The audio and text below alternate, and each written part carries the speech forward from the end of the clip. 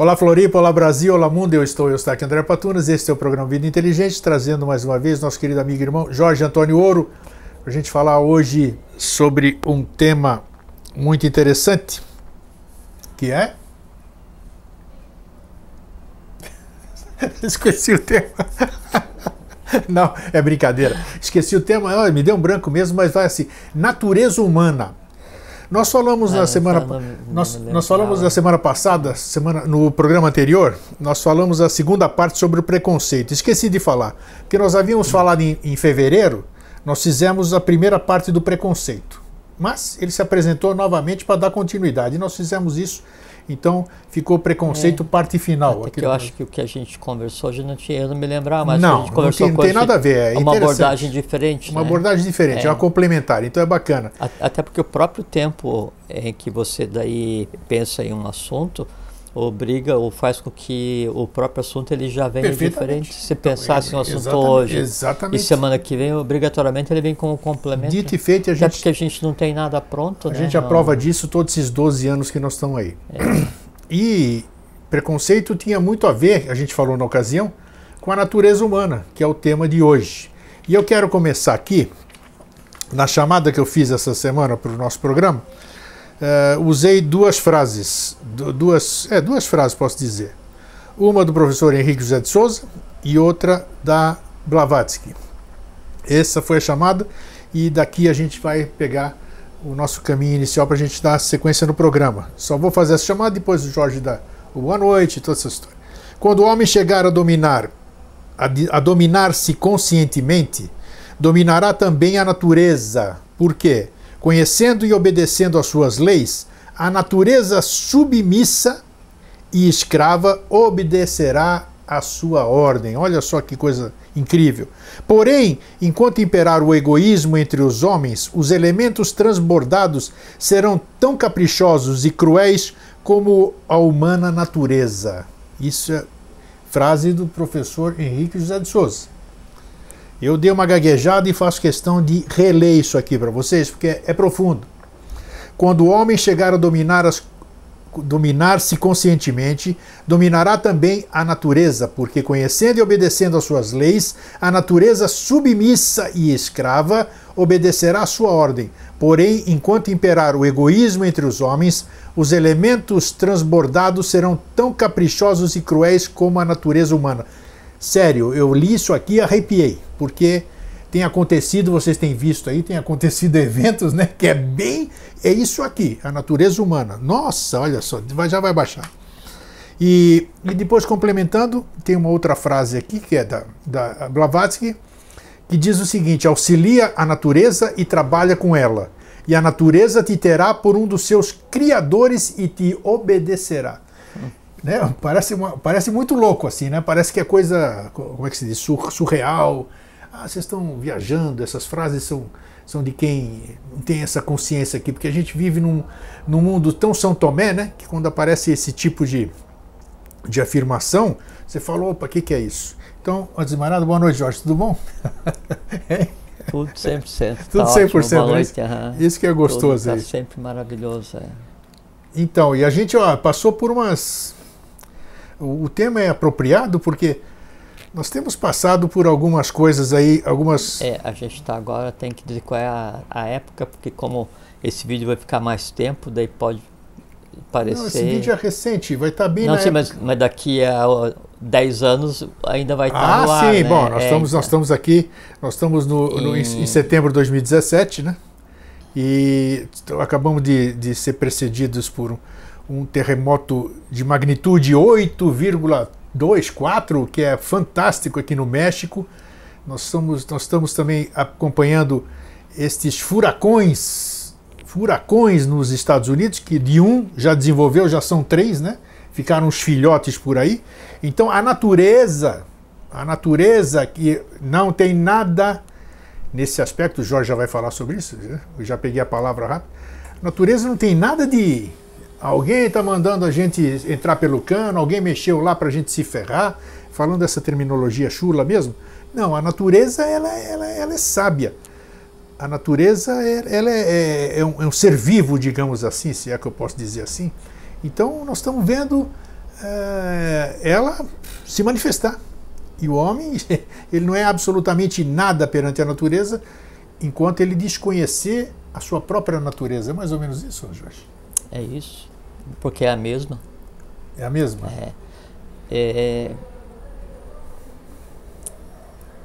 Mas vai acontecer mais, Grego, sabe? Não é nada de tragedista, não. É cíclico, natural. Não, é isso aí. Vai recrudescer, sabe?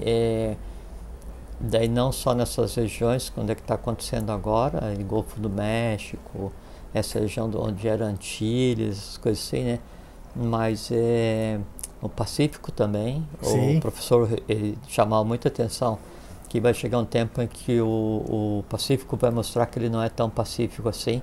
Então tem uma série de coisas não me compete conversar. Também a gente não quer assustar ninguém aqui. Nós estamos falando sobre coisas naturais, cíclicas. É o que é. Faz parte da vida de cada um, faz parte da vida das nações, faz parte da vida da própria humanidade, faz parte dos ciclos. E essa anteontem, então aí sempre, quando tem uma pulsação maior no Sol, ou uma mancha solar. Isso, você falou bem, tem razão. Bem lembrado. Aí é sempre propagado assim que a grande mídia se alimenta do medo que ela gera, né? Isso. Então sempre há aquele catastrofismo, assim, se foge de encarar a coisa cósmica como ciência, né? Como a ser compreendida. E é só o coração do Sol batendo que bate a cada 11 anos. Então, quando ele dá um pulso, é natural. E nós tivemos agora, por você falou aqui, por esses dias aqui, um dos maiores pulsos do Sol. É sempre assim, porque assim... Isso ainda não chegou aqui, vai chegar ainda. E também não é um evento, sabe, faz parte do processo. Sim. Né? Assim, natural. Como tem o sistema solar, né? E aí o Sol é o coração e que ele pulsa dentro desse processo da natureza. A mesma coisa é o ser humano, que é um complexo, que tem o Sol que pulsa, esse daqui é o mesmo daquele.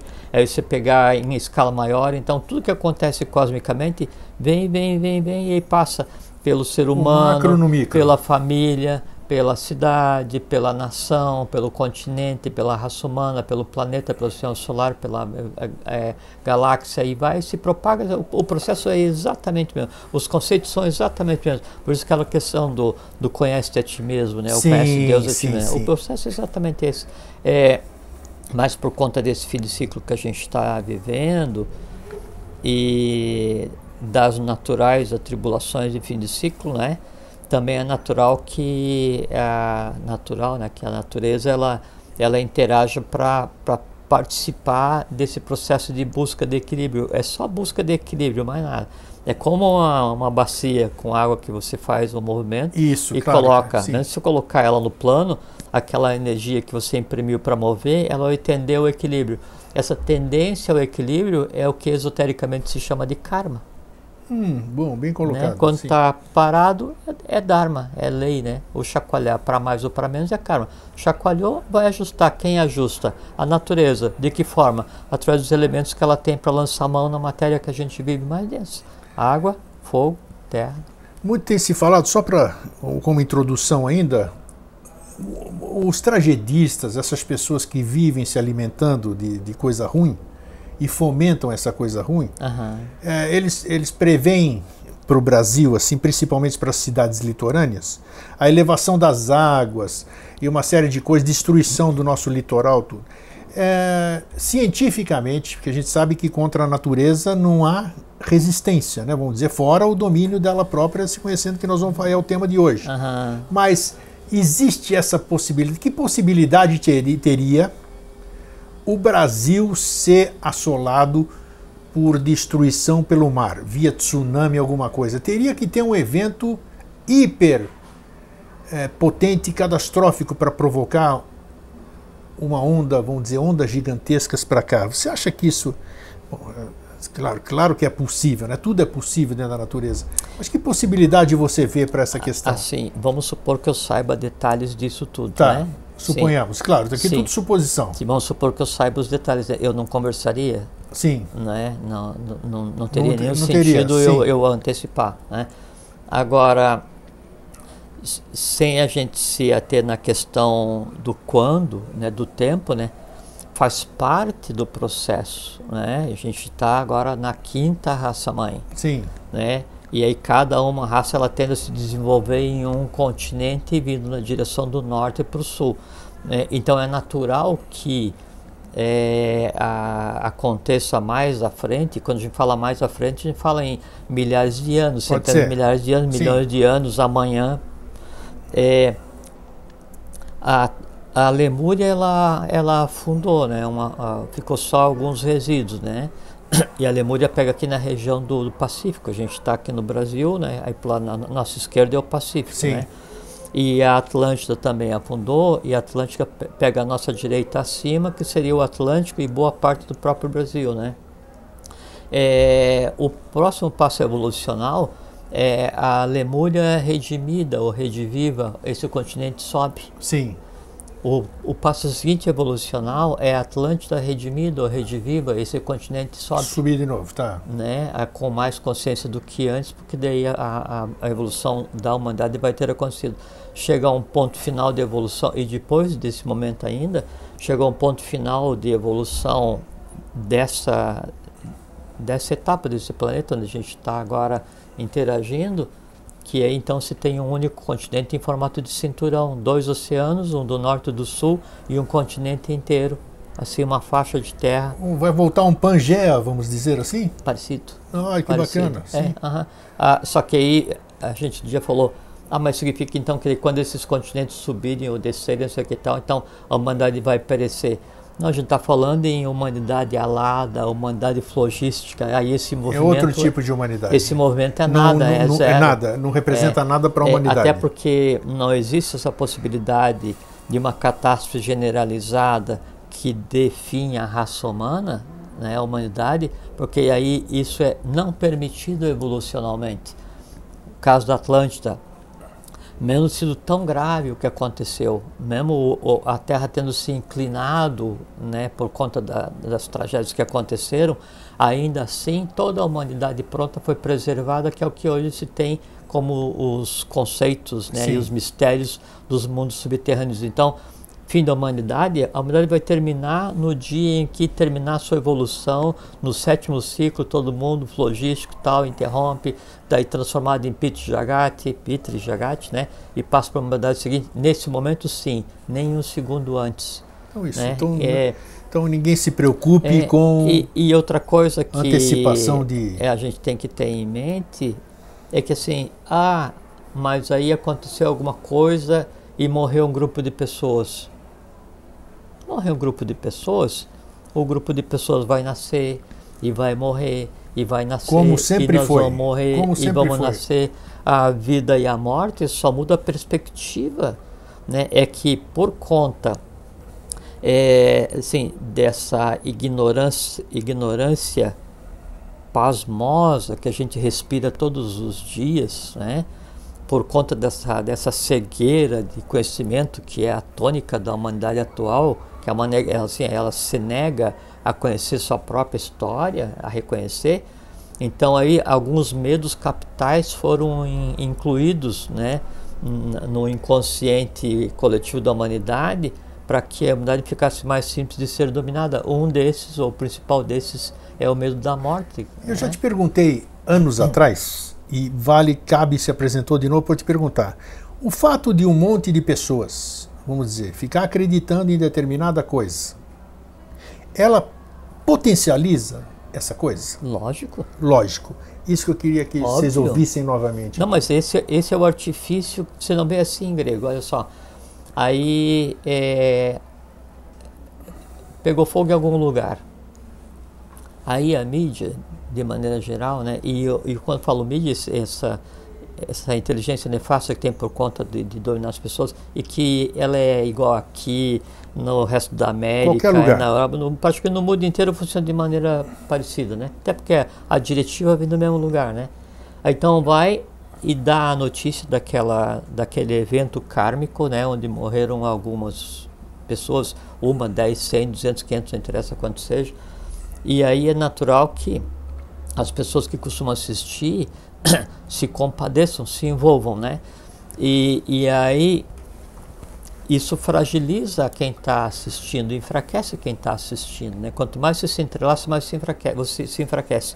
E aí então, por vários períodos, várias semanas, vários meses, aí então vai se falar sobre o evento, sobre como é que estava a rua naquele evento, vão percebendo sobre como os isso animais é verdadeiro. que passaram naquele evento, Tudo. sobre a família que perdeu um ente querido naquele evento e o que a família queria para aquela pessoa. Então eles espremem a fruta até o bagaço, eles fazem a pessoa beber até a última gota do cálice da dor kármica que lhe cabia contemplar e compreender, não se envolver.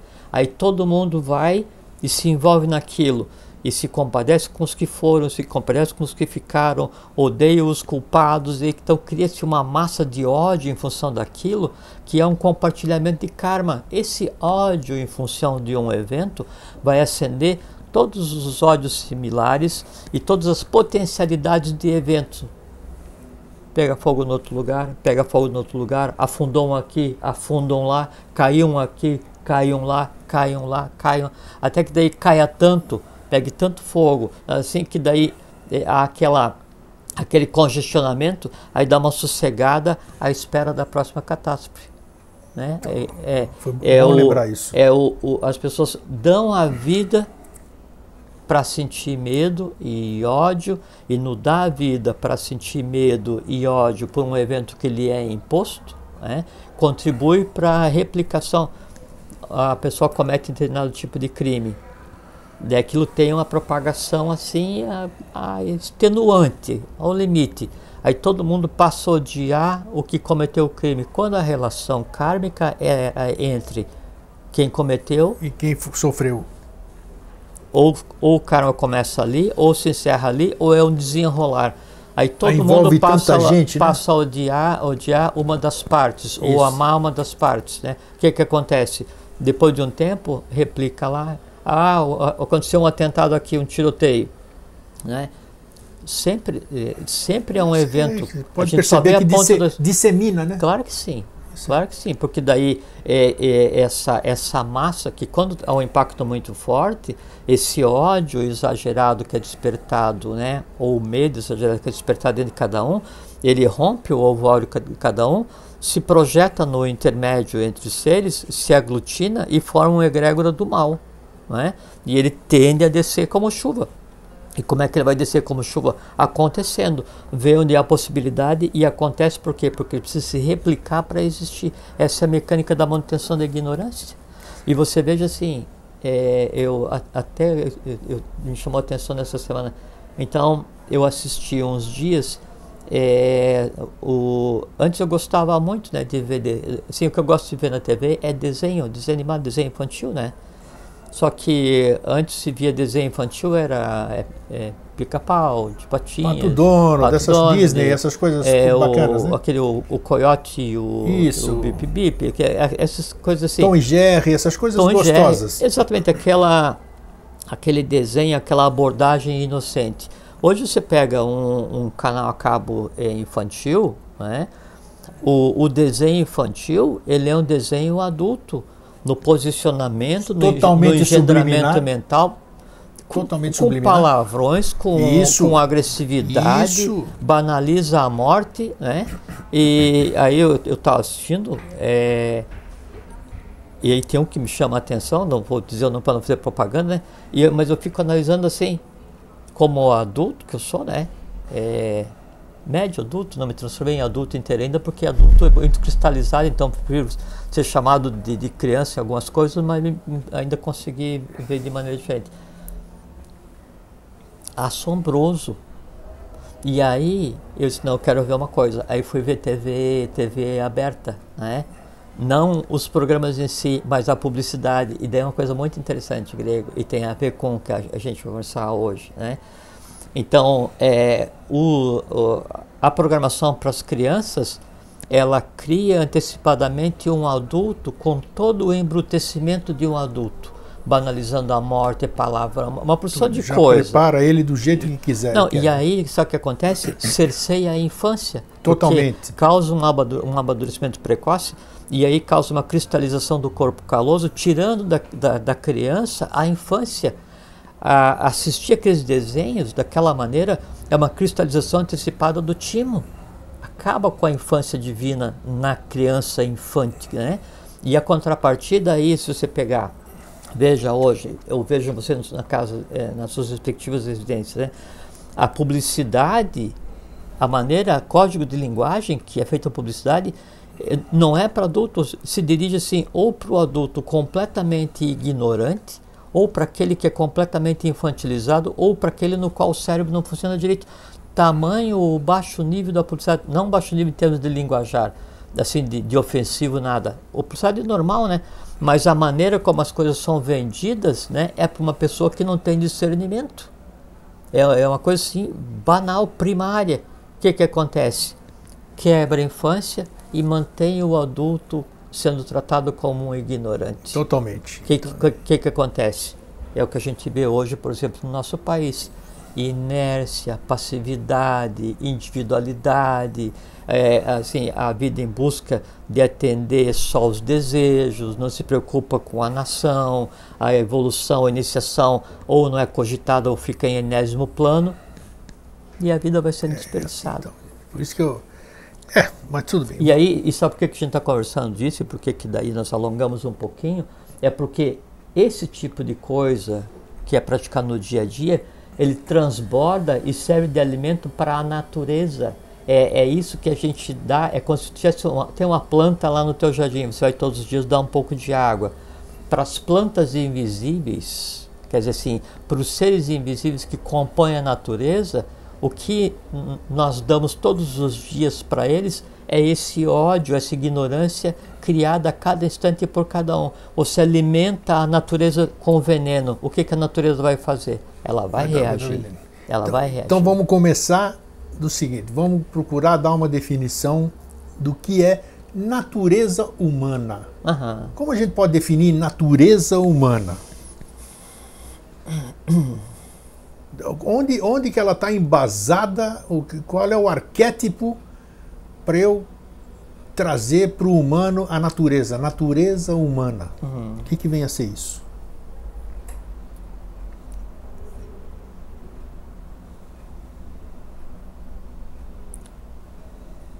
Então assim, Gregório, a primeira natureza, né? Então, natureza é do latim natura, né? E o exa é um sufixo, o sufixo exa indica qualidade, beleza, ligeireza, pureza. Então, o que é a pureza? Qualidade do que é puro, beleza, qualidade do que é belo. Então, o exa significa qualidade. Certo. Natureza, natura, exa, né? O natura, aí o natus e o ura. O ura indica a atividade. Então, um é qualidade, né? E o outro é atividade. Então, ura, magistratura. Então, sempre o ura no final indica a atividade daquela coisa. Então, o ura é a atividade do natus. Natus, isso em latim, né? Sim. A gente está indo na etimologia. Na etimologia, onde começa o gênio que deriva esse conceito, tá, né? Daí o natus é nascido. Sim. E o natus é o particípio passado de nasce, e também em latim, né? Particípio passado do verbo nasce, né? Que é nascer. E o nascer, daí ele vem do proto-indo-europeu gen, que é criar. Então, a natureza, ela é a qualidade e a atividade daquilo que é nascido. nós aplicamos o termo natureza ao meio que nos cerca por uma convenção, porque a natureza, ela implica em aquilo que me qualifica e me quantifica quando eu ajo no meio onde eu me encontro. Isso é natureza, não é... A gente pensa que natureza é a árvore, a planta... Não tem nada a ver, não tem nada a ver. Então isso é muito importante ter em mente o que seja a natureza, né? O humano, para fazer a natureza humana que você pediu para conversar, o humano é o humus ano, e o ano em latim, né? O ano indica a origem, da onde? Italiano ou brasiliano, que é como o italiano chama o brasileiro, então ele vai indicar a origem da criatura, de onde você vem. E o humus é terra. Então o humano é aquele que vem da terra. De onde as tradições todas falarem que o homem foi feito a partir da terra, né? Do pó. Que legal. Né? Isso. E aí o humus, e não o terra, né? Que a palavra terra mesmo em si vem do grego e significa aquilo que é seco, para diferenciar de água. Então vamos para a terra, né? Terra, a gente conceituou o planeta como terra, né? Mas terra, na origem etimológica da palavra, é aquilo que é seco, que não é água. Sim. Né? Então, o humus, ele daí tem duas raízes do PIE, que é o proto-indo-europeu. Proto-indo-europeu é quando se sai com o idioma original da nascente Europa, se vai para a Índia e se espalha da Índia em quase o mundo inteiro através do Império Sinárquico de Han, não é? E aí depois se volta para a Europa, então isso tem influência no grego, no egípcio, no caldaico, no árabe, no persa, no europeu, e todas as línguas europeias, no latim, no alemão, no francês, tal, né? Então, no proto-indo-europeu, o humus, o terra,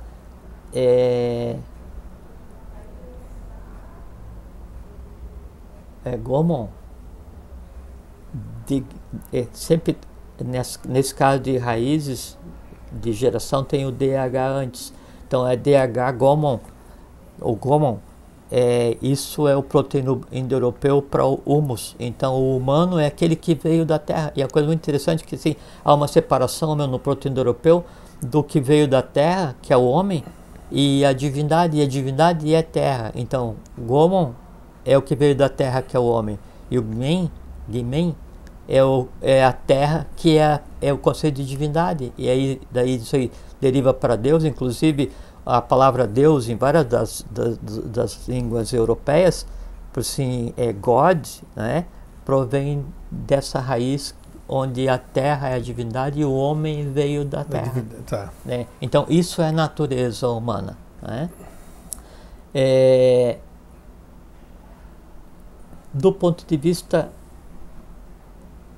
do que ela é, como ela se manifesta, né? Então vamos conversar sobre o homem para ver como os elementos agem. Para a gente chegar naquelas duas frases iniciais, do professor e da Blavatsky. E aquilo dali é literal aquilo, né? Assim, é simbólico, mas a gente conhece os símbolos para dizer que aquilo dali é literal. Você consegue, dominando a natureza em si, dominar toda a natureza, né? O que acontece hoje é que o homem não domina nem a natureza em si, quanto mais a natureza. Ou então é assim, né, que a gente está conversando no início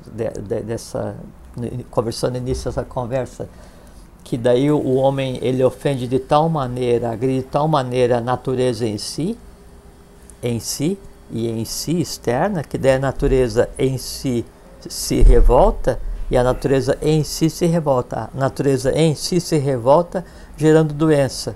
A natureza em si se revolta gerando fim de civilizações. O processo é exatamente o mesmo. Né? Foi bom, e é bom enaltecer isso aqui, que eu achei muito interessante. Eu nunca tinha pensado nisso, e é bom. A natureza não é o que você disse, é bom todo mundo lembrar. A natureza não é isso aqui que a gente enxerga. É o mar, as árvores, não é dessa forma, é algo muito maior do que isso. Né? Então vamos tentar definir isso a natura, nesse ponto de novo ponto de vista, ou nova ótica, digamos assim. Natureza, né? Isso é qualidade, né? Então, como beleza é qualidade daquilo que é belo. Natureza é qualidade daquilo que é natura. Né? E o que é natura? É aquela coisa que é por si. Né? E aí o natura é o natus e o ura. O ura é a atividade. E o que é natus? Né? Natus é o nascido. Então a natureza é a atividade e a qualidade daquilo que é nascido. Então tem a natureza verde, tem a natureza líquida, tem a natureza ígnea, tem a natureza etérea, tem a natureza humana. Abrir o leque da visão sobre isso que é natureza. Não tem que falar assim, o homem agride a natureza. Lógico que o homem agride a natureza, principalmente a sua.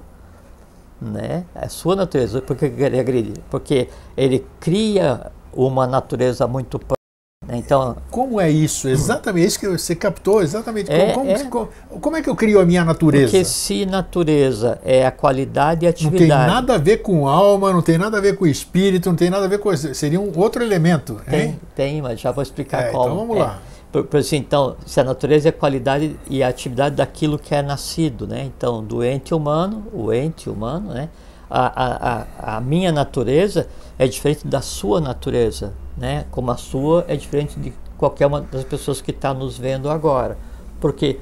Porque eu vou criar uma atividade e uma qualidade completamente distinta da tua e completamente distinta de cada um. Ninguém age igual, ninguém pensa igual, ninguém é formado igual. Portanto, cada um tem a sua própria natureza. Inclusive, eu falar natureza humana de forma genérica, ele não é correto. Ele é correto talvez só no aspecto da formação física setenária, que a gente vai discutir em seguida, baseado nos elementos que daí dão aquele poder que você leu de início. Né? Mas fora dessa composição setenária, o que tem ali é completamente diferente. A mesma coisa, a natureza do reino vegetal, exatamente a mesma coisa. Cada ente vai agir de maneira diferente, ele tem uma potencialidade diferente, uma consciência diferente, um poder diferente, a maneira de se comunicar. Você pega um pezinho de hortelã e uma rosa, né, dois entes da natureza vegetal. Como é que a hortelã se comunica? Pelo aroma. Como é que a flor se comunica? Também. O que a flor tem de diferente? Ela tem o conceito de beleza. O pé de hortelã é um pé verde que cheira bem. E a rosa é linda. Então ela tem um elemento diferente. E agora, para que a rosa serve? A rosa tem perfume, né? E é muito linda. E para que o pé de hortelã serve? A hortelã é boa para isso, é boa para aquilo. A hortelã é remédio. Qual é que é melhor? É a hortelã ou é a rosa? Não existe o conceito de melhor. Existe o conceito de funções diferentes, hierarquias diferentes. Né? Se aplica à humanidade da mesma forma. Você é um remador. Eu sou agricultor. Você tem mobilidade. Eu não tenho. Você consegue viver sem o que eu faço? Não consigo. Não. Eu consigo viver sem o que você faz? Não, porque você traz aquilo que eu necessito. Eu te dou aquilo que você necessita. Essa que é a interação entre as diversas naturezas. Quando houver o equilíbrio entre as naturezas em mim e no meio que me cerca, aí então a natureza é minha amiga. Outro dia a gente conversou. A onça entra na mata, parte da mata, quando ela começa a se movimentar, parte da mata fica silêncio. Então, assim, eu estou andando na mata. Já aconteceu, né? Dependendo do silêncio, dá para saber exatamente o perigo de quem está se movendo. Né? Se é uma anta, se é um pássaro, se é uma serpente, você sabe exatamente pelo nível do silêncio o perigo que isso representa. Né? E aqueles que ficam quietos são só aqueles que podem ser predados por aquele que está se movendo. Quando o ser humano entra na floresta, se ele não souber andar, o silêncio é absoluto, porque ele representa perigo para todos os visíveis e para todos os invisíveis, porque aqueles entes todos, toda aquela natureza plural que existe ali, ou todas aquelas naturezas que existem naquele meio, temem o ser humano.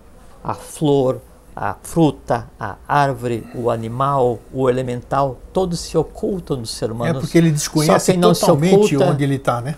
E ele vai predar, né? É verdade. Só quem não consegue se ocultar é o elemental, é o ente vegetal, né? E aí o ente vegetal fica sabendo que está em risco, à espera que não aconteça.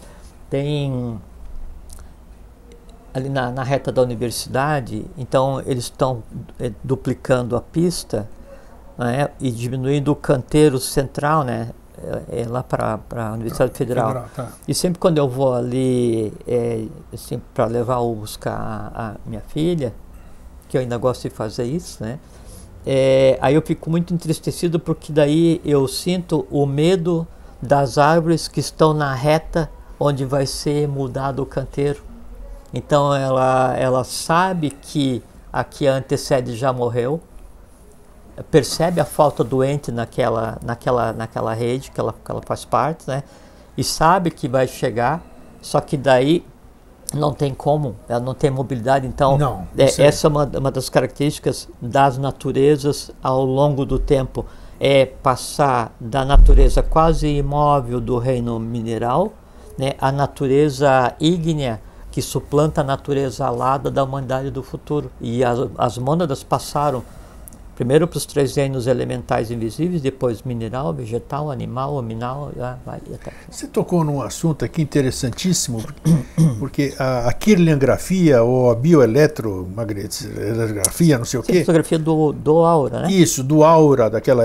Já foi provado, eu trabalhei isso há muitos anos, a gente fazia experimentos das plantas. Quando você mexe em alguma planta, você transforma a aura dela, ela realmente sente. Quando você tira uma folha de uma planta, o todo dela sente esse arrancar dessa folha. Então claro. O que você disse é realíssimo, é super verdadeiro. Então por quê? Por que o ser humano, por que um vegetal, por que um animal que tem os sentidos hiperaguçados, por que ele tem maior facilidade do que nós, que somos a bola da vez, que somos os bambambam, que estamos entrando no novo ciclo, não temos desenvolvido isso? Porque nós temos. Por que não está desenvolvido esses dons que são tão naturais para seres, vamos dizer, hierarquicamente inferiores? Que eu não posso dizer inferiores, porque não é. Cada reino tem a sua importância. Sim, mas né? É que eles têm desenvolvido a inteligência instintiva, né?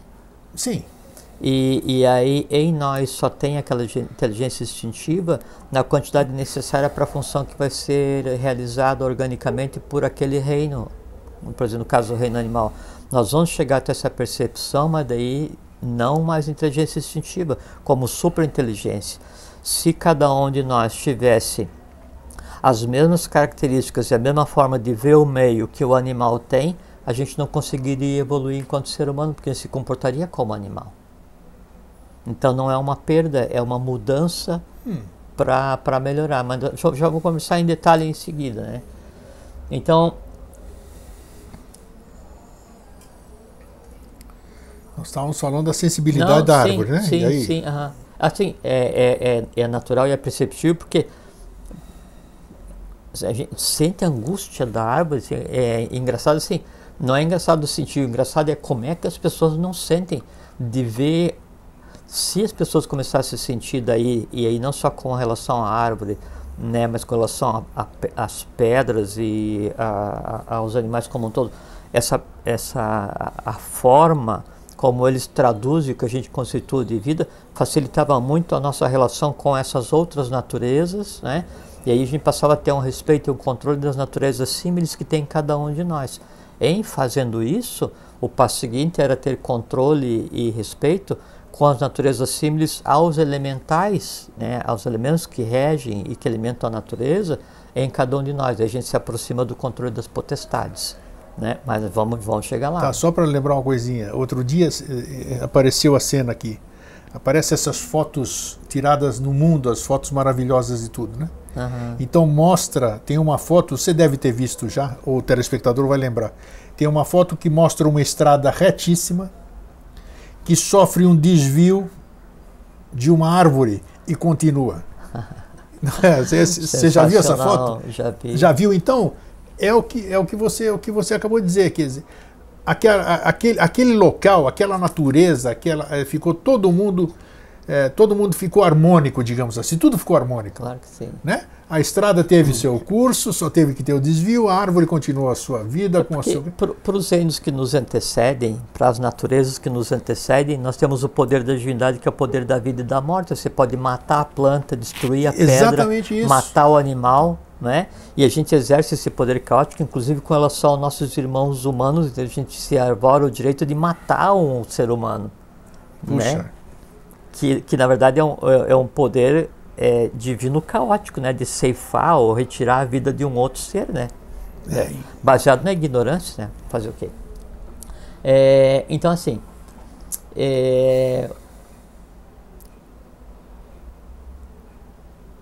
vamos imaginar assim, grego, ó.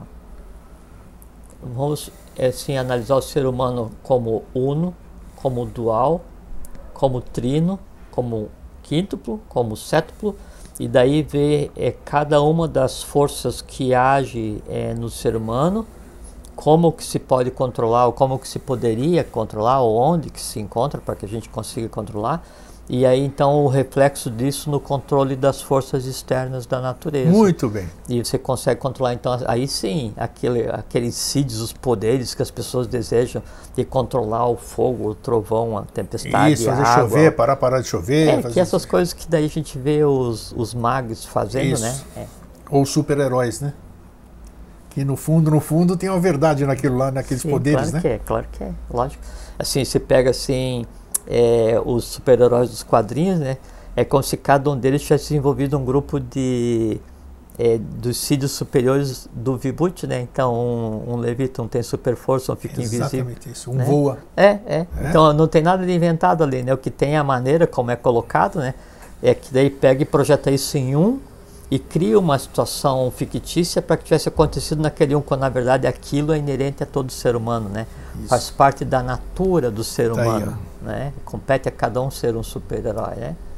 Até porque também nos compete mais à frente ter asas e mais à frente ser ígneos de uma maneira que ninguém consegue sequer conceber, né?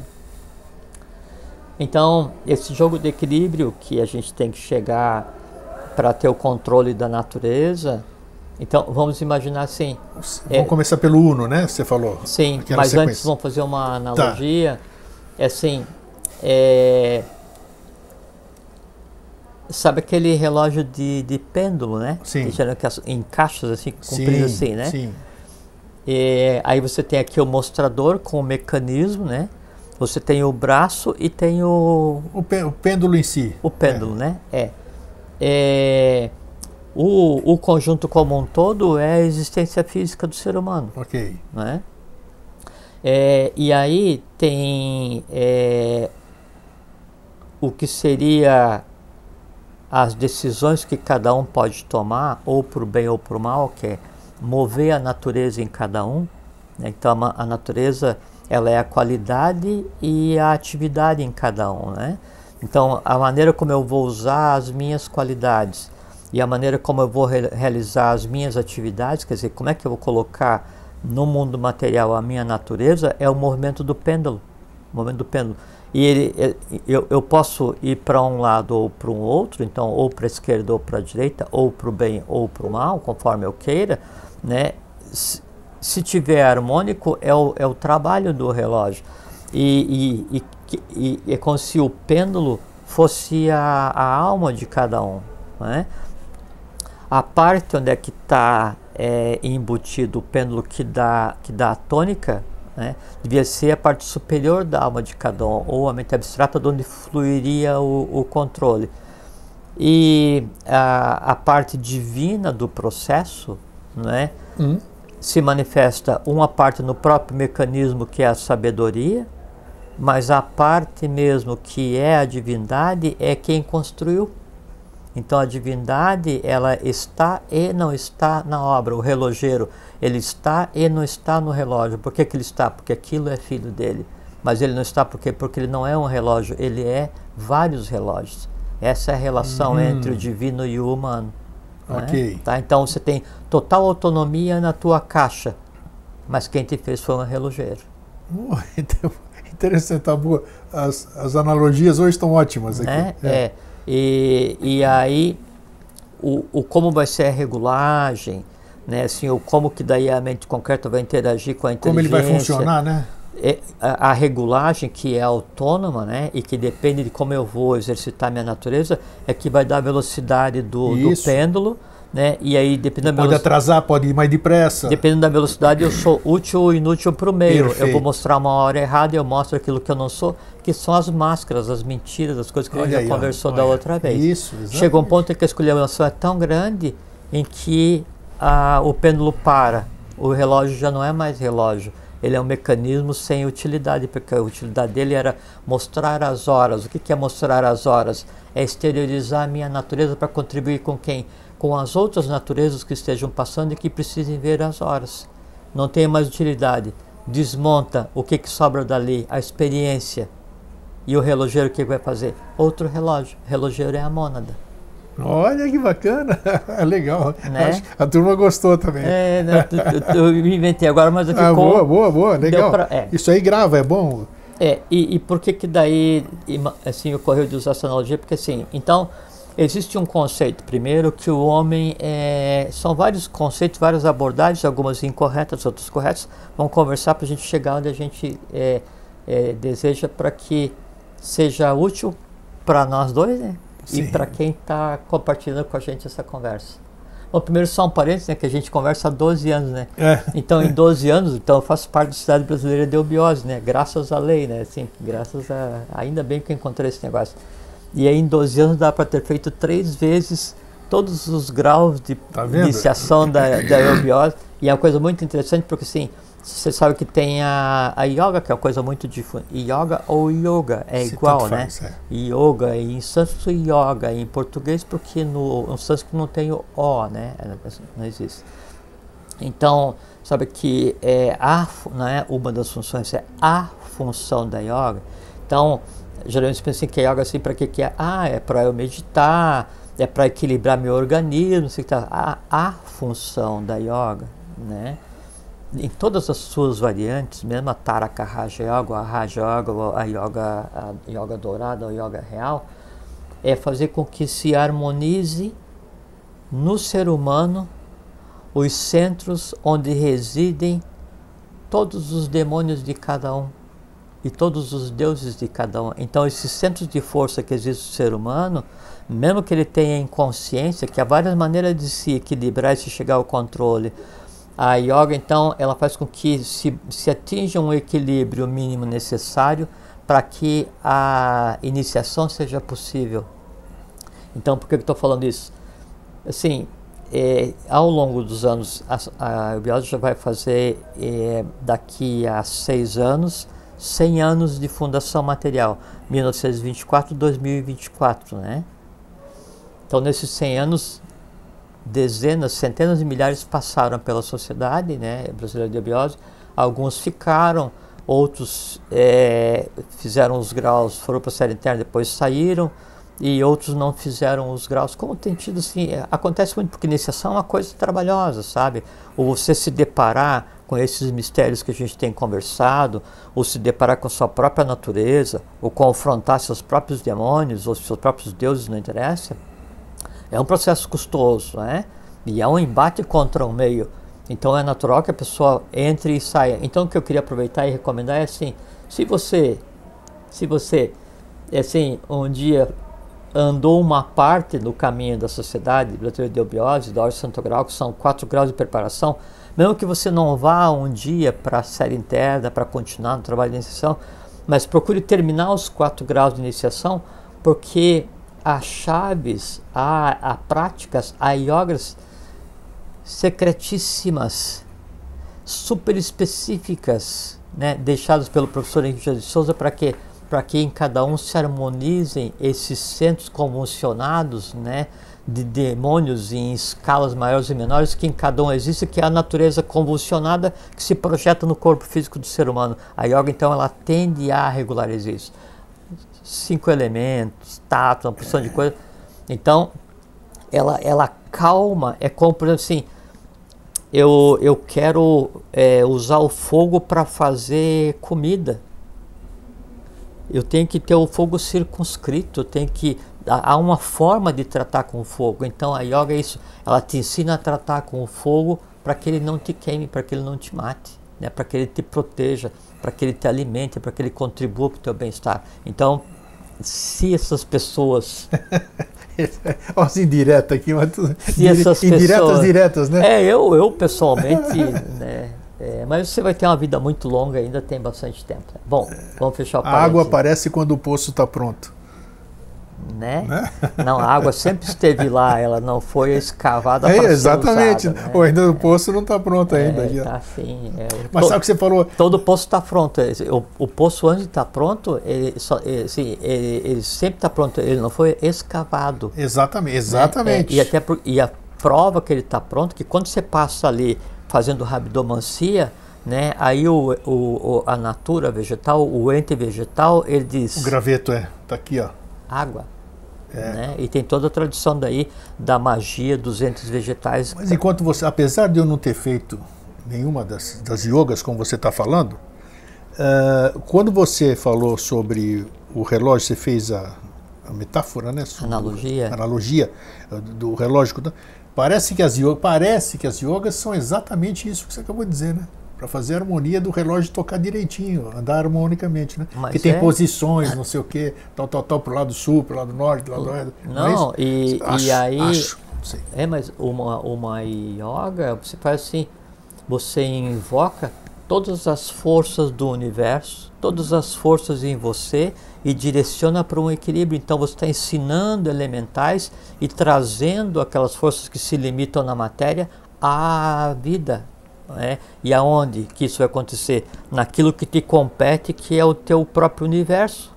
Agora, você quer saber, já que nós estamos falando ao ar e no vivo aqui, você sabe o que é um sonho meu? E eu vou chegar lá.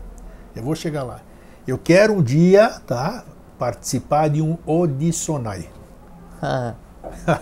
Não sei. Não, eu espero que você participe. Espero também. E que a lei permita que eu também participe, né? Assim, gostaria de estar junto para ver você ali. Então vamos lá, quem sabe. O Odissonai é uma yoga da Sociedade Brasileira de Obiose, da Ordem Santo Grau, que chama-se Ode ao Som. Na Ode ao Som são verbalizados novos sons, onde cada som é o bijan de um conglomerado de seres da humanidade do futuro. Bijan é semente, para quem não conhece. É o máximo possível da manipulação consciente do som a que pode chegar um ser humano. Perfeito, eu estou querendo muito, não sei. Não, é o direito de todos e cada um, portas abertas. Perfeitamente. Portas abertas, não tem então, o único pré-requisito é ser humano. Né? Bom, então há uma abordagem, estamos de tempo, estamos bem? Dá tempo? Dá tempo, vai lá, segue. Então, tem a abordagem do ser humano enquanto uno, que há um aspecto que ele é um ser integrado, não sei o que e tal, e há outro aspecto que é o incorreto, que assim, não, o ser humano ele é o que ele é, morreu, acabou. Há um outro aspecto, uma outra abordagem que é o ser humano, que considera ele como dual, né? Então, o ser humano mortal e imortal. Isso. É útil, só que é usado de maneira incorreta às vezes por algumas religiões, que consideram assim que há uma alma imortal e há um corpo mortal que perece agora, mas que mais na frente, depois que essa alma imortal tiver passado pelos estágios de purgatório, não sei, está no céu, vai chegar um dia que o corpo mortal vai ressuscitar. Uma abordagem muito restrita, né? Daí se tira como útil somente a questão de que finalmente se aceita que há alguma coisa de imortal no ser humano. Estamos no caminho. Há uma abordagem que é a formação tríplice do ser humano: corpo, alma e espírito, sem divisão. E essa é a mais usual. O Paulo dos apóstolos, né? Então tinha os mistai e os hipoptai, né? Os iniciados nos mistérios menores e nos mistérios maiores. E ele dizia: eu sou um hipoptai. Ele era um iniciado, né, nos mistérios maiores da Grécia e, portanto, nos mistérios do Egito, né? E aí ele dizia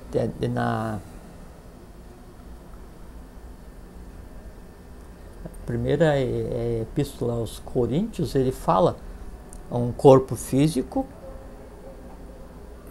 uma alma e um espírito. Ele já separa em três, dentro da própria doutrina da Igreja Católica, e depois se misturou a alma e o espírito como se fosse uma coisa só e se degradou.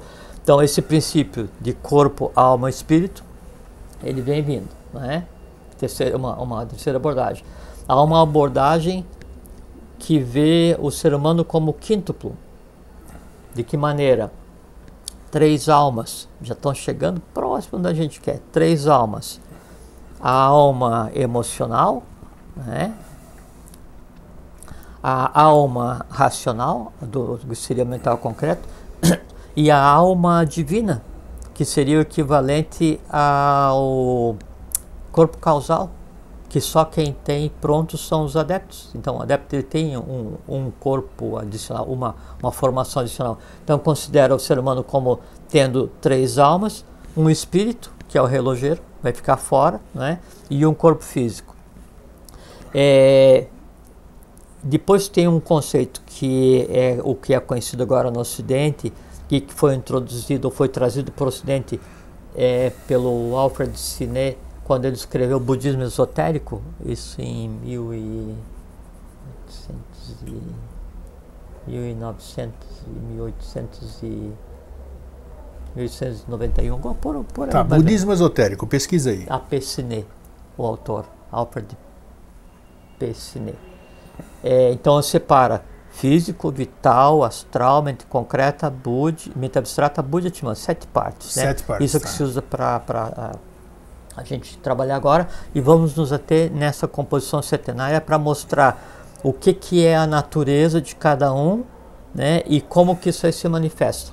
Bom, essa composição setenária ela está dividida em 3 partes, né, que seria o corpo físico, que é o físico, e o vital, que é o que alimenta e o que mantém e o que entrelaça o corpo físico, a alma, que daí nessa composição setenária a alma é composta pelas emoções e pelo mental concreto. Ok. Né? Tá.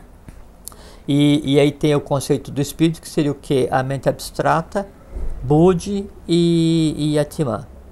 Tá?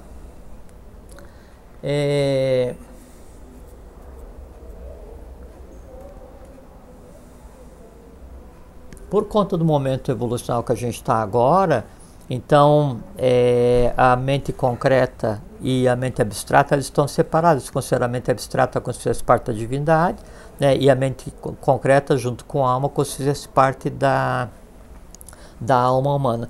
No ser humano, quando ele é engendrado, quando ele é montado, então ele é separado em 3 partes completamente distintas.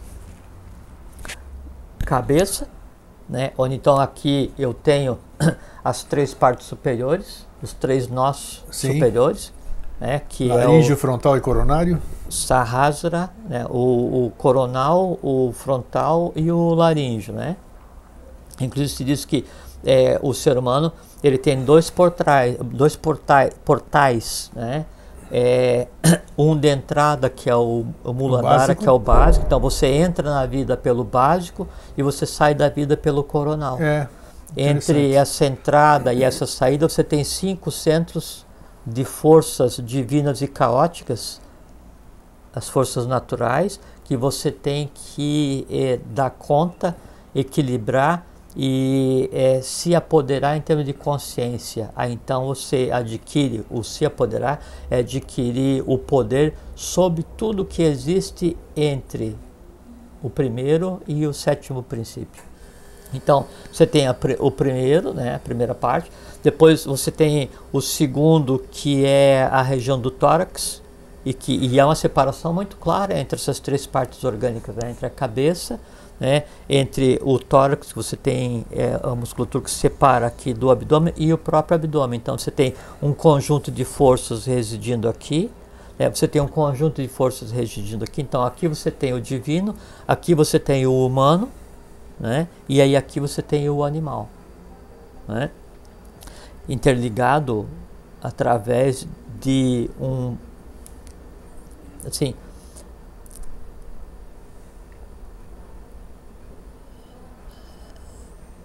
assim, ó. Vamos fazer uma pausa aqui.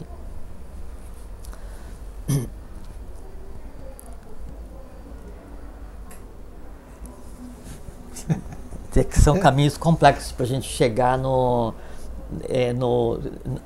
mostrar. Então vamos voltar assim, ó. Quando essas 7 partes vão ser compostas, né?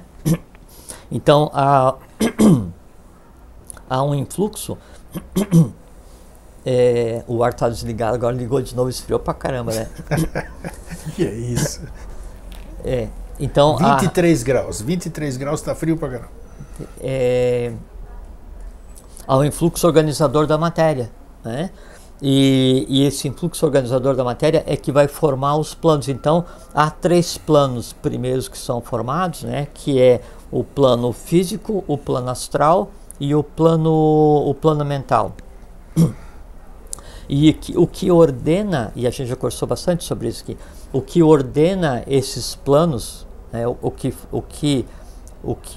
que forma a matéria que compõe esses planos, todo o plano mental, todo o plano astral e todo o plano físico, compreendido o físico e o físico e vital, são conglomerados de elementares, de inteligências, Sim. né? Isso é o princípio básico. Então, no processo de descida, primeiro se forma o plano mental, depois o plano astral, depois o plano físico ainda não organizado, como potencial. Formado esses 3 planos potenciais, daí então começa a haver a cristalização e os elementares de terceira categoria que animam o que seria o plano físico que ainda não existe, eles começam a se cristalizar e geram um plano tangível, um plano visível, né? E aí esse plano visível então deu início ao que seria o reino mineral. Então, dentro do reino mineral tem todas as consciências e inteligências que existem no plano elemental não manifesto. Certo. Tá? Então tem o plano elemental invisível mineral e o visível mineral. E aí dentro desse período de manifestação do plano mineral, né, então existiu todo um momento evolucional onde os minerais se desenvolveram desde a pedra bruta, né, até o diamante mais antigo, as pedras preciosas, ouro, prata, cobre, manganês, todos os minerais são entes, são seres vivos, cada um tem uma natureza específica, uma qualidade e uma atividade, cada um tem uma inteligência específica e está circunscrito em sua existência. Várias graduações de inteligência, várias graduações de elementais, cada um com seu corpo físico diferenciado, que é como tem ainda hoje. Você pega o reino mineral que a gente ainda convive hoje, cada tipo de mineral é uma consciência independente. Cada um tem uma característica diferente, cada um tem uma função diferente, uma tônica diferente, não é? E aí vai da pedra ao ouro, ao diamante, ao que seja, né? Terminado esse momento de evolução do mineral, que é o elemental do terceiro reino cristalizado, né? Aí então se cria uma hierarquia, se cria um Buda do reino mineral e um conglomerado de inteligências de tal forma prontas para interagir com o meio, que quando há a cristalização do segundo reino elemental, que seria o reino vegetal, elas passam a interagir. Então, tudo que existe de inteligência no reino mineral foi cedido ao reino vegetal, e o reino vegetal se nutre do reino mineral. E ao longo desse período de evolução do reino vegetal, em que se desenvolveram então várias hierarquias, como no mineral, e um Buda, síntese do reino, se criou então desde a gramídea, né, da grama, até o eucalipto, que vive, o carvalho de 1000 anos, ou as sequoias. As sequoias de centenas de milhares de anos e o que seja, né? E a mesma coisa a gente conversou agora um pouquinho da hortelã e da rosa. Cada um tem uma inteligência. E o que é inteligência? Quem faz a rosa abrir? Quem faz a rosa exalar o perfume? O que é o perfume? Cada função que a rosa tem, desempenhe, é um conglomerado de elementais. Cada função que exista no pé de hortelã é um conglomerado de elementais, é uma inteligência, né? Então, o reino vegetal passou por todo um processo de segmentação, especialização, até estar pronto a contribuir com o terceiro influxo, né, de elementais externos. Aí se cria o reino animal. Aí o animal tem em si todo o reino vegetal e tem em si todo o reino mineral, o sistema ósseo do reino vegetal, o sistema circulatório é inerente ao próprio reino animal, e o sistema linfático, né, é inerente ao reino vegetal. Então, tudo que existiu de resultado no mineral passou para o vegetal, o resultado de ambos passou para o animal, e aí surge a vez da humanidade, do Jiva, né? Aí, então, tudo que existiu, e aí que é uma coisa interessante, que o Jiva, então, ele pega todo o resultado evolucional do mineral, do vegetal e do animal para ser formado. Por isso que todas as teogonias se fala que o homem é filho da terra, porque os reinos vegetais invisíveis, elementais invisíveis, cristalizaram-se, né, e formaram o reino vegetal, o reino animal, o reino mineral, né, e disso nasceu o corpo do ser humano. E mais, o que forma o corpo interno do ser humano, né, o que mantém a vida física, o que mantém o astral e o que mantém o mental, são os elementais que deram origem ao mundo externo. Então, todos os elementais que deram origem ao reino mineral existem no ser humano. E o ser humano, então, ele consegue interagir e ser senhor, construir ou destruir o reino mineral, o reino vegetal, o reino animal, e ele tem o mesmo poder para construir e destruir os reinos elementais que nele existem. Em mim existe, em você existe. De que maneira? As tuas ações, as tuas emoções e os teus pensamentos. Quando você pensa alguma coisa, você está lançando mão dos elementais do reino mental, da mesma forma como se fossem elementais externos. Então você consegue se assenhorar e comandar essas forças tão gigantescas que deram origem, que é um mundo externo no qual a gente vive, e é um mundo que contribuiu para que o próprio corpo, a própria caixa do relógio pudesse existir. Tudo isso está ao alcance do ser humano e a gente não se dá conta. O que acontece? Então, essa é a forma como o ser humano foi composto. Ele é o resultado, né, de 3 reinos elementais invisíveis e de 3 reinos elementais visíveis, ou 3 reinos materiais visíveis, e em cada reino visível, que nos antecedeu, um conglomerado de inteligência os mantém vivos, e em nós também. Por exemplo, quando eu vou e me alimento físico, qualquer que seja o alimento físico, não é? Fruta, vegetal, não interessa que seja líquido, então tudo isso vai ser processado no meu organismo, né? E vai gerar um tipo de fluido chamado fleuma. Como que eu consigo processar alguma coisa externa? É porque a mesma inteligência que existe no mineral, a mesma inteligência que existe no vegetal e que existe no animal, em mim processa da mesma maneira como processa nele.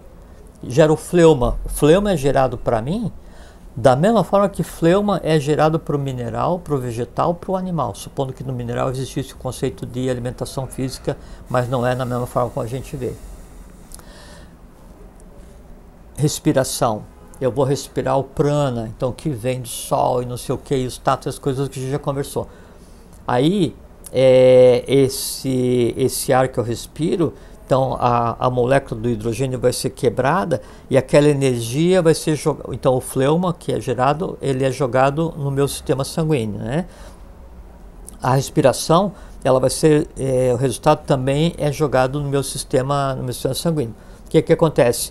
A quebra, né, do oxigênio que eu processo, a mecânica da quebra do oxigênio é exatamente igual à mecânica da quebra do oxigênio no animal, no mamífero e nas plantas que respiram oxigênio e exalam gás carbônico, ou pegam gás carbônico e geram oxigênio. O processo alquímico é exatamente o mesmo. O que acontece lá, acontece em mim. Como que na planta acontece isso? Se lá é um conglomerado de elementais que vai processar, e em mim daí então como que é processado? Exatamente, o mesmo conglomerado existe aqui. Então, as mesmas inteligências que existem em mim, existem em todos os reinos da natureza. Aí, no caso do reino vegetal, eu tenho o sistema endócrino, a interação do sistema endócrino com o fleuma e com o vayu, que veio da respiração, vai fazer com que eu gere a bilis. Então a bilis não é gerada em um único lugar no organismo, ela é gerada de todo o sistema endócrino, né? E aí essa bilis segregada no organismo, junto com o fleuma, junto com o vayu, vai gerar um quarto elemento que chama ojas. Esses 4 elementos resultantes desse processo se submetem no organismo humano, e aí começa a entrar realmente a questão de quem é o ser humano, a um conceito que a gente chama de jiva, que é a humanidade jiva. Então se submete à inteligência, à consciência, ao poder do jiva. Esse poder do jiva é que faz com que então daí tudo que me veio do reino vegetal, tudo que me veio do reino animal, tudo que me veio do reino mineral, seja transformado em um poder que me permita manipular nos reinos elementais aqueles que me deram a matéria bruta. Então, quem me dá o poder de manipular as emoções ou os pensamentos são os exteriorizados. Os elementais externos, o mundo externo, me dá o poder de manipular. Então, o que acontece? Isso, então, gera através esse ojas, que é? É como se fosse um fluido eletromagnético que daí vai servir ao sistema nervoso central, a manas, a mente, né? Para que eu consiga, então, conceber emoções e conceber conhecimento no plano elemental e invisível, agindo como se fosse um criador de seres, tanto fora quanto dentro. O que é que acontece? Quando eu crio um conglomerado de seres, pressupõe-se que eu tenha autoridade sobre esse conglomerado de seres. Sim. Aí já está chegando próximo daquilo que você leu de início. E não é o que acontece. Vou fazer outra pausa. Então, o ser humano ele é dividido em três partes, né? Corpo, alma e espírito. Separado aqui, separado aqui, separado aqui. As 3 tônicas que regem essas três partes, então, é a vontade, né? A inteligência e a emoção. Só que a vontade, inteligência e emoção, elas vão acontecer nas 3 partes que compõem o ser humano: no divino, no humano e no físico. Quando eu tenho a emoção, que é aquilo que me dá a competência para interagir com os elementais, visíveis ou invisíveis, eu posso criar emoções de 3 categorias. Ou uma supraemoção, que é a emoção que é inerente à divindade, ou uma autoemoção, que é a emoção que é inerente à humanidade, ou uma emoção instintiva, que é a emoção que é inerente aos elementais. A emoção instintiva, ela não tem dono. A autoemoção, ela pode ser usada para controlar a emoção instintiva ou não. E a superemoção, aí então sim, ela controla a autoemoção e controla a emoção instintiva. Então, o que acontece? Se eu não controlo a emoção gerada e a emoção instintiva ela se sobrepõe à autoemoção e se sobrepõe à supraemoção, quem está regendo a minha existência, quem está mandando no relógio é a ponta do pêndulo. São os elementais que em mim habitam. Os elementais que em mim habitam, eles não são nem bons nem ruins, eles são o que são. São os mesmos elementais que vão alimentar e vão nutrir os reinos externos da natureza, e são os mesmos elementais que existem entrelaçados ou ainda não, dentro do plano que é correspondente para mim, ou no físico vital, ou no astral, ou no mental. O que acontece? Eles vão fazer o que bem entenderem e vão seguir a onda. Que onda? Vem o que a gente conversou de início, uma grande concentração de ódio vai propagar o ódio. Por quê? Sim. Porque o elemental, ele só decide em grupo, não tem autonomia. Então, assim, deu uma briga generalizada entre as torcidas e fizeram coisas que nenhum ser humano faria. É porque não eram seres humanos fazendo. Né? É que o aquecimento daquela emoção instintiva dá aos elementais o comando do timão, né, momentâneo, e o ser humano vai fazer aquilo que não tem consciência e não tem intuição nenhuma. A mesma coisa vale para, a gente falou da emoção, a mesma coisa vale para a inteligência, né? E a inteligência instintiva, a emoção instintiva agindo de uma maneira assim, quer ver? Vamos fazer uma outra pausa. É que esse ponto de ligação ele é um pouquinho enroscado. Vamos lá. Então você tem, estamos com tempo ali ainda. Tá. Então a gente tem a alma, como se fosse assim, a alma elemental, que são as emoções, né? Que seria o astral. A gente tem a alma razoável, que seria a mente, né? A mente concreta, que seria do ser humano. E a gente tem a alma divina, que seria aquilo que está acima da mente abstrata. Então a gente tem o físico e vital, não é? O astral, mente concreta e mente abstrata, como se fosse uma coisa só, quando está unificado naquele que já está no caminho da iniciação. Acima disso você tem o corpo causal, que a gente já conversou algumas vezes. E essa que é a alma divina, o corpo causal. Dependendo de onde eu vou focar a minha consciência, eu tenho a tônica e eu tenho a minha relação com as forças externas da natureza. Ou eu as controlo, ou elas me controlam. E toda força da natureza, quando ela em si controla, e ela não nasceu para controlar, assim, a etapa imediatamente posterior ao controle instintivo é a revolta. A revolta através do arrependimento, ou a revolta do elemental contra aquele que não o controlou. A questão do feitiço vira contra o feiticeiro. Mas como é que fica? Eu tenho essa consciência, eu consigo lidar com a natureza. Vamos usar essa terminologia. Mas eu moro numa cidade onde as pessoas são totalmente diferentes de mim. Sim. Eu vou sofrer, tá certo, eu vou sofrer os efeitos. Como eu fico imune, a natureza ela vai reagir de acordo com a natureza das pessoas. A similaridade. Eu tenho uma natureza diferente. Você é inocente numa terra de culpados. Exato. E daí, como é que fica? Eu vou estar no mesmo Você é inocente numa terra de culpados, vírgula, mas nem tanto, porque você tem uma razão para estar ali.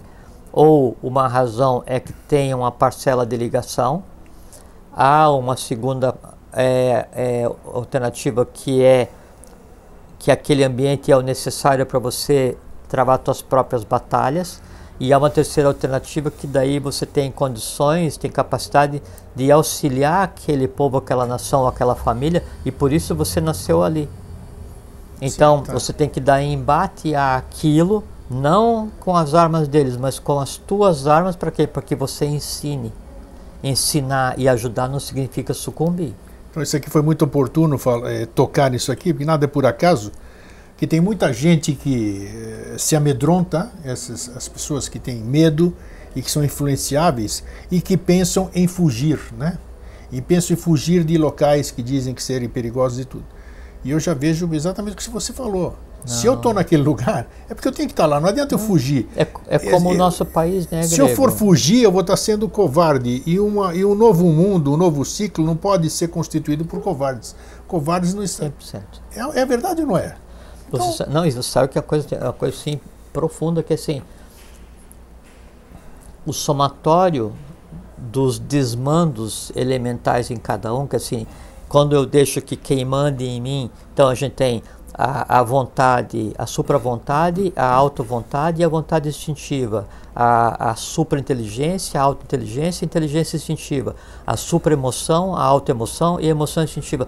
Quando eu deixo que o instinto tome conta, eu entreguei o mando da minha existência para os elementais. É o pêndulo chacoalhando a vida do relojeiro. Isso aí. Do relojoeiro. Do relojoeiro. Falou não, ele vai acabar com o relojeiro. Isso aí. E não pode, não existe isso. Não existe isso.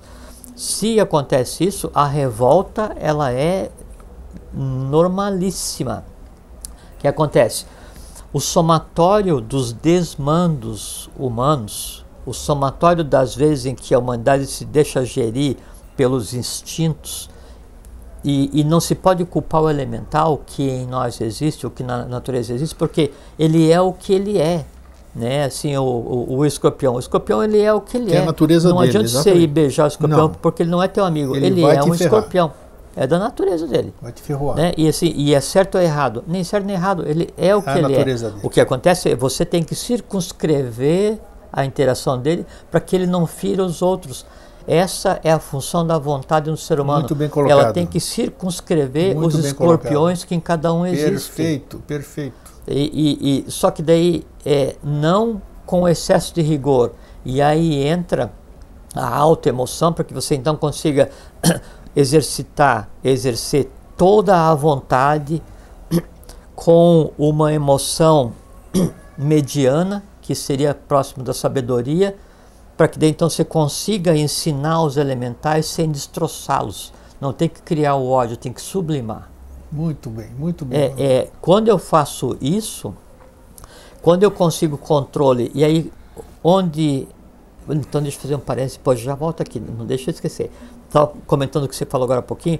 Então o somatório desses desmandos, né, humanos geram as egrégoras, que são as antropomorfizações do mal na humanidade. Então você pega essas bestas humanas que regem os países, né, esses monstros que regem os países, o nosso ou vários outros, eles são reféns das criações da própria humanidade, desses conglomerados, dessas egrégoras caóticas resultantes dos próprios desmandos elementais em cada um. Então, por isso se fala que cada povo tem o governo que merece. Não é que merece, é que precisa. Você falou isso já. Precisa para quê? Para acordar. Você falou isso até do companheiro, né? Do cônjuge, do companheiro que precisa. Lógico. Você já falou isso.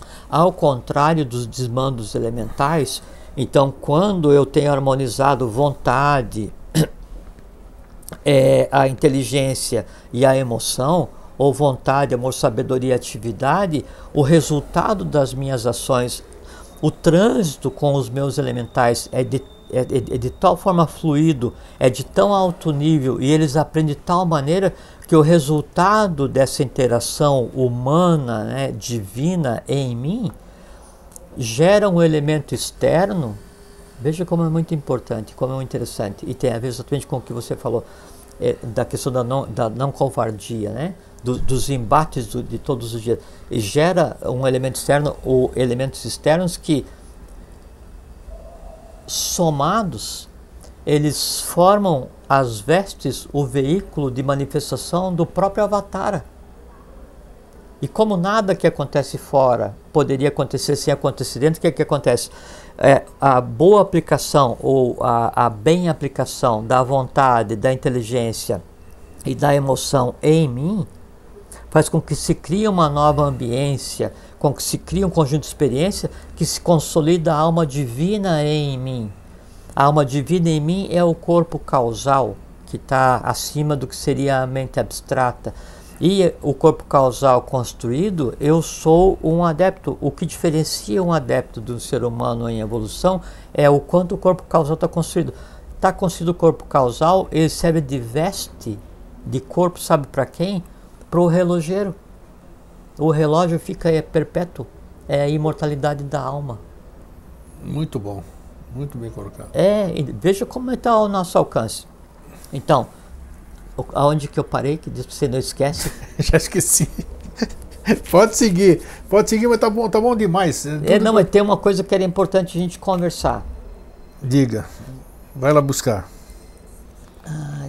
Deixa eu ver. E não briga comigo, não foi eu que interrompi, não, né? Eu pedi para ele guardar, ele não guardou, porque eu estava uma engendração boa aqui, mas eu não consegui guardar as duas coisas ao mesmo tempo.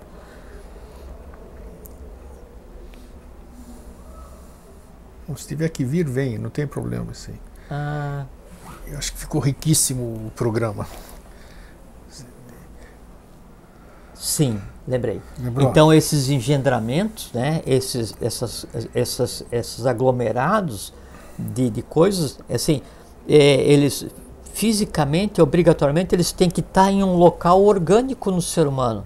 Então, a gente fala nos 7 chakras principais, né? Em cada chakra tem um conjunto de forças divinas e tem um conjunto de forças demoníacas, se a gente quiser usar o termo bem e mal. E aí, então, em cada um deles, o Jiva, o ser humano, usando a vontade, né, a inteligência... Sabedoria e ignorância. Vontade, amor, sabedoria, atividade, vontade, inteligência e emoção, a supra-vontade, supra-emoção, ele cria uma terceira coisa, que é o Jiva ascensionado, né, que passa a ser ele passa de Jiva para Jivatman, Jiva mais Atman. E em fazendo isso, ele se assenhora, né, do que ali existe. E o que existe em cada um dos chakras? Existe as inteligências mater, as inteligências principais de todos os reinos da natureza, todos os reinos externos, todos os elementos físicos, não só os 4 que a gente pensa que existe, mas mais o Akasha e mais os outros 2 elementos que estão por ser ainda materializado, que são o Anupadaka e o Adi. Então, e por isso que a gente se apropria de 5. Então, você tem um ponto de entrada na matéria, tem um ponto de saída da matéria e tem os 5 do meio. Quais são os 5 do meio? Os 5 elementos: ar, fogo, água, terra e o Akasha, o éter, né? Quando acontece esse controle em mim, eu controlei todas as altas hierarquias elementais que em mim existem, que são exatamente as altas hierarquias elementais que controlam a matéria externa. Aí então, a natureza em mim, a mim se submete. E aí então eu conscientemente tenho o poder para submeter a natureza símile externa. Eu passo a dominar a natureza externa. Se eu domino o fogo em mim, eu domino o fogo externo. Se eu domino o ar em mim, eu domino os ventos. Se eu domino a água em mim, eu domino os mares e os rios. E se eu domino mares e os rios, todas as inteligências em se eu não interessa o que seja de elemental, não interessa o que seja de matéria, eu domino. Se eu não domino em mim, revolta constante, ausência de saúde, dúvida, caos, morte. Se eu não domino em mim, o conjunto de não dominar, eu não dominei, você não dominou, você não dominaram, não há o comando externo para a natureza indicando pacificidade com o Jiva. O que acontece? Se revolta e é o que a gente vê hoje. Puxa vida, hein? Isso. Nossa, foi brilhante. Eu acho o mais importante, uma das coisas mais importantes foi essa visão do holos que você deu na questão da natureza. Eu acho que esse foi o maior esclarecimento. Porque a natureza é uma coisa ampla, natureza, e a gente estava restrito, pelo menos até esse programa.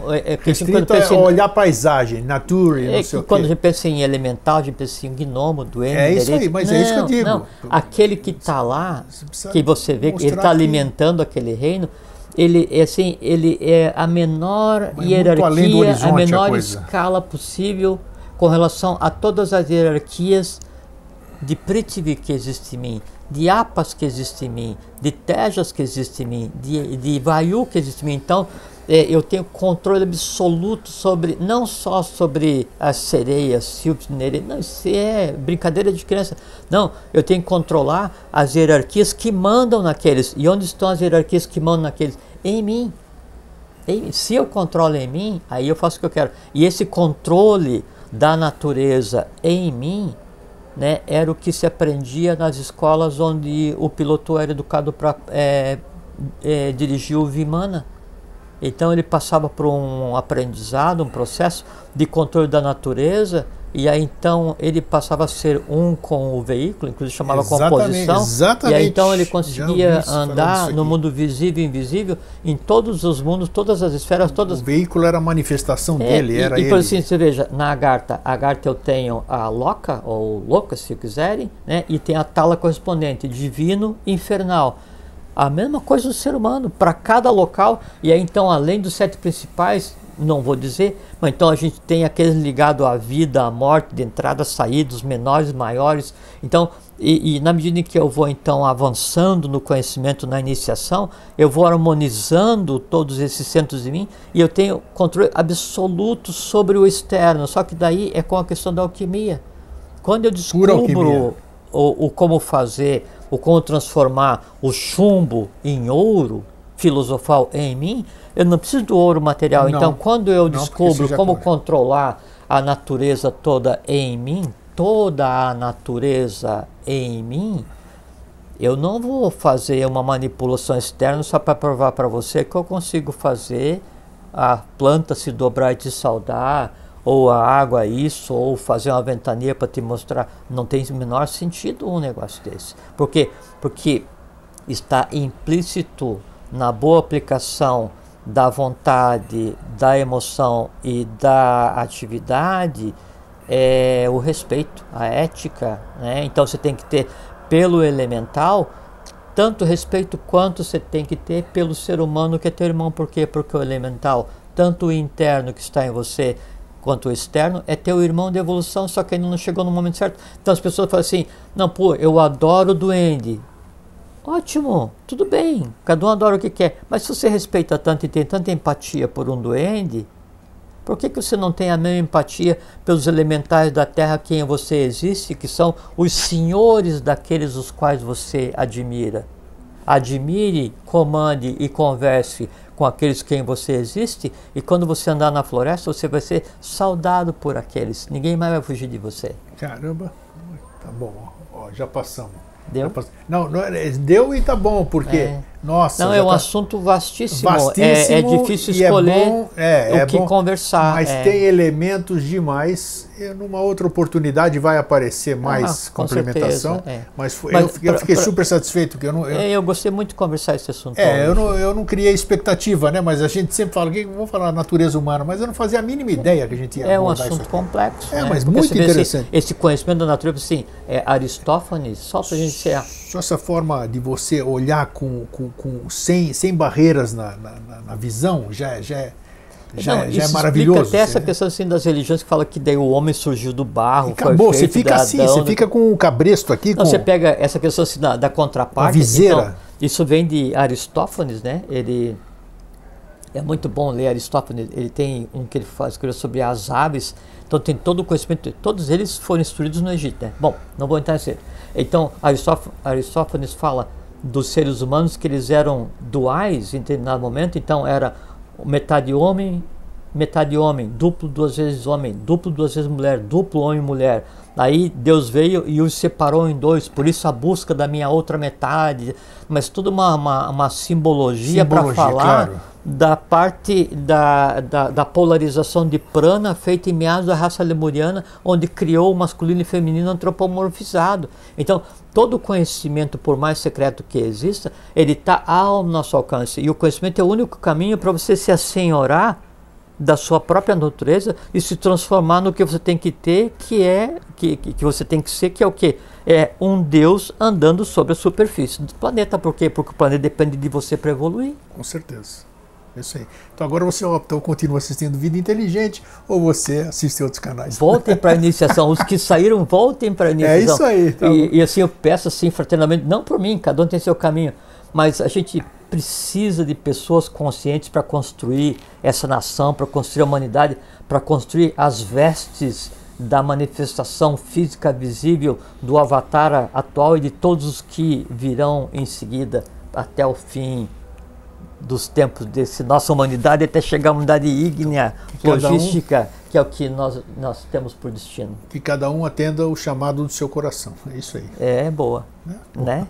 Fraterno abraço. E sabe que isso é a doutrina do olho e do coração, que é essa parte entre o que tem como corpo causal, ligado ao cérebro, e o que tem no coração, então um ligado ao humano, o outro ligado ao divino. Isso é a doutrina do olho e do coração. Tá aí, ó.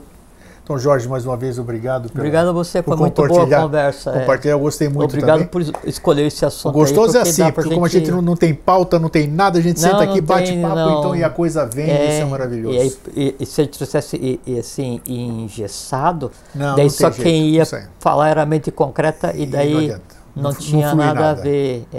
Não, ninguém ensina a ninguém, todo mundo aprende junto. Então é isso aí. Então, muito obrigado, Jorge, mais uma vez. Um fraterno abraço e um feliz sempre. Fiquem bem, fiquem em paz. Iniciem-se. É uma boa forma necessária de ver e viver a vida.